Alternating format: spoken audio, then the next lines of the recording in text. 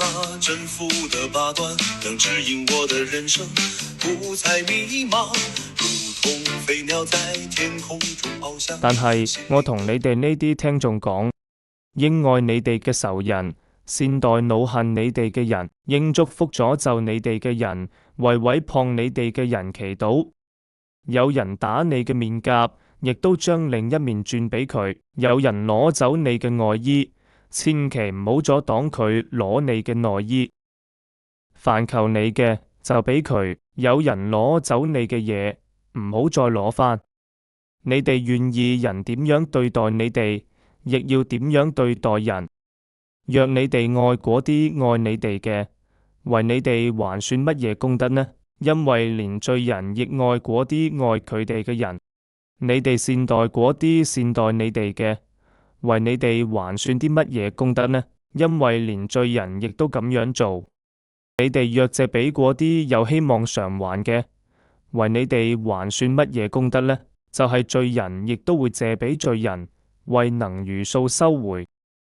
但係你哋應當愛你哋嘅仇人，善待佢哋，借出嘅唔好再有所希望，咁樣你哋嘅賞報必定豐厚，而且要成為至高者嘅子女，因為佢對待忘恩嘅同惡人係仁慈嘅。你哋應當慈悲，就好似你哋嘅父咁樣慈悲。你哋唔好判斷，你哋咁就唔會受判斷；唔好定罪，你哋咁就唔會被定罪。你哋要赦免，就會蒙受赦免。你哋俾，咁就俾你哋，並且還要用好嘅，連安帶搖，以致外日嘅升斗，倒喺你哋嘅懷中。因為你哋用乜嘢升斗量，亦會用乜嘢升斗量俾你哋。佢又向佢哋講比喻咁話：盲人豈能為盲人帶路呢？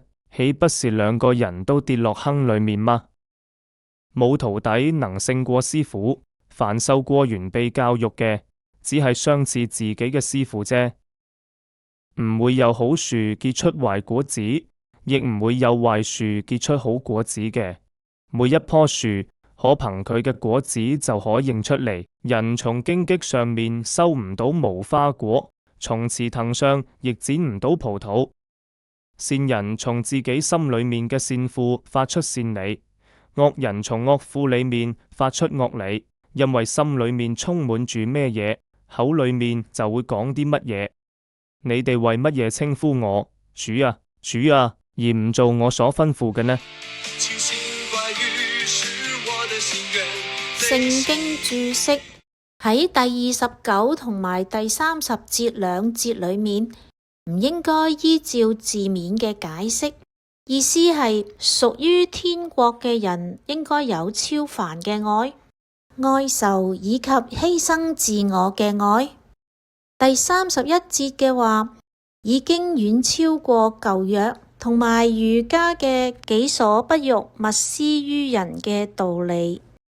天主嘅子女要以天主嘅慈愛為模範。喺最後一段係警告為人師者應該道學精深，反躬自問，修德行善，先至能夠作人嘅師表。